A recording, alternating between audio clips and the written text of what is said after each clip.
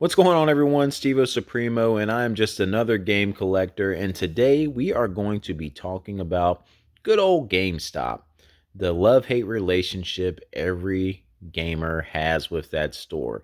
So, I want to talk about it and give my thoughts on GameStop and recently the GameStop retro kick that's been going on, and just my thoughts and overall opinions on trying to collect from GameStop. Is it something you could do? How was it in your area compared to my area? So on and so forth. So let's get into it and talk about it. Like I've said, GameStop has had it seems like an up and down relationship with gamers ever since its existence. Ever since it bought out EB Games, it became GameStop. It's just been this like love hate thing from their trade in credit that you get for trading in your games all the way up until they're starting to pack their stores with things besides video games. It's just been things that have kind of irritated gamers over the years. Even stuff as simple as like getting fake games and stuff these days, especially now that they're taking the retro stuff in. Little things here and there can just start to add up and really start to agitate gamers. One of the big things that always irritated me with GameStop is them selling something new that was opened already. It was the most irritating thing. You would pre-order your copy of a game, go in and get it, or even buy a new copy of the game, and the only one they would have is this gutted version that they put a little irritating sticker on it. If anyone knows that sticker that they put right here across that front part to keep the disc closed or the case closed, it is one of the worst stickers ever made for video games on a video game case. It's just awful. And when they would do that crap, it is just so irritating. I don't know if it's still as big of a thing as it is today as it was back in the day. I do know it still happens because I saw it happen with a Dragon Quest Monsters Joker, the Dark Prince, on the Switch to me. So it does still happen. I just don't know as often. It was so irritating. But with me, like I said, from my previous video, if you don't know, I'm in a very small town. And in my town, I only have one GameStop. And that is it. It is the only game store within about an hour and 45 minutes of where I live. There are no retro game stores or nothing. All I have is one tiny little GameStop.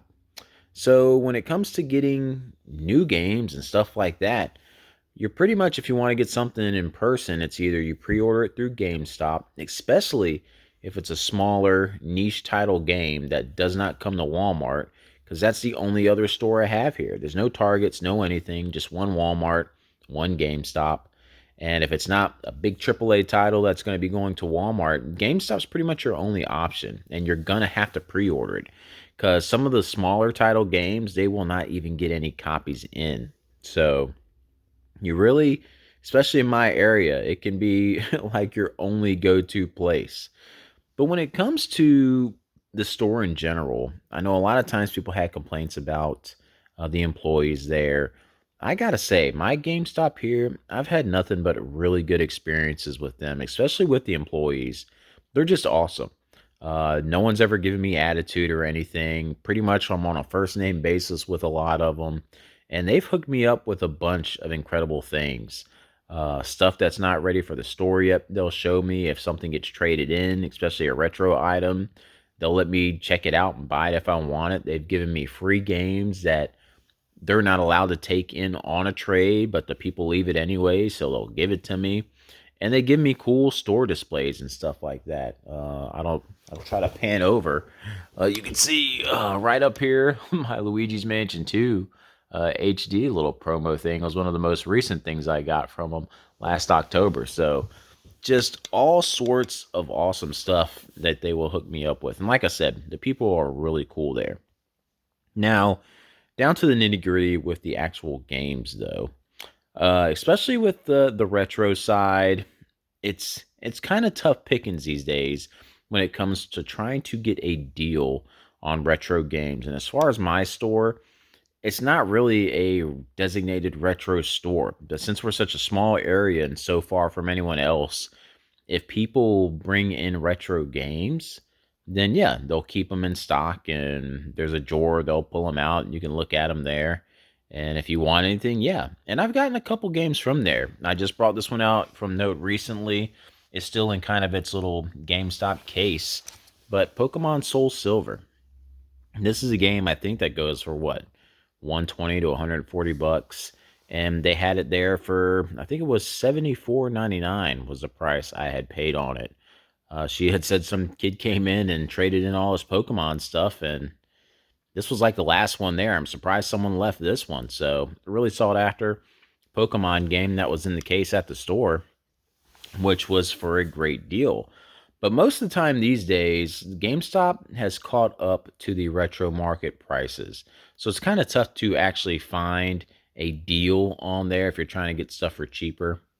And the best way to try to take advantage of it is through the buy two get one sales that they'll have sometimes, which is what I have here from the most recent one. Of course, this buy two get one kind of hit during the holiday season, so the store was pretty much picked through. And again, since my store is so small, it already has slim pickings when it comes to games, anyways.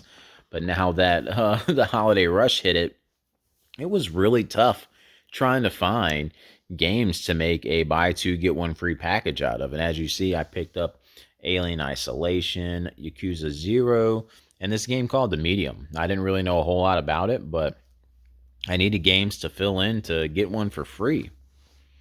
Now, that's a really cool promotion that GameStop does do, is this buy two get one deal, especially if you can find stuff retro that you might want. But since the prices have kind of caught up, there are games that they actually have very overpriced when it comes to the retro market. If you look up a copy of Wii Sports, you can get it all day on eBay or something for what, anywhere between 15 bucks to 25 bucks. But on GameStop, you're going to be paying 40 something dollars for that game.